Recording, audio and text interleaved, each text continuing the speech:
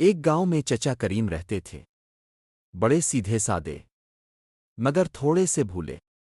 ایک دن بازار سے ایک خوبصورت سی سفید بکری خرید لائے۔ گھر آتے ہی سینہ تان کر بولے، یہ عام بکری نہیں ہے، یہ خاص نسل کی ہے۔ بچوں نے پوچھا، چچا کیا یہ زیادہ دودھ دیتی ہے؟ چچا نے آنکھ مار کر کہا، نہیں، یہ سمجھدار ہے۔ اگلی صبح کیا ہوا؟ بکری رسی توڑ کر سیدھی پڑوسی کے کھیت میں۔ سبزیاں ختم۔ پڑوسی غصے میں آیا، چچا کریم یہ کیا ہے؟ چچا فوراً بولے، ارے بھائی، یہ تحقیق کر رہی تھی کہ سبزی تازہ ہے یا نہیں۔ پورا گاؤں ہنس ہنس کر دوہرا ہو گیا۔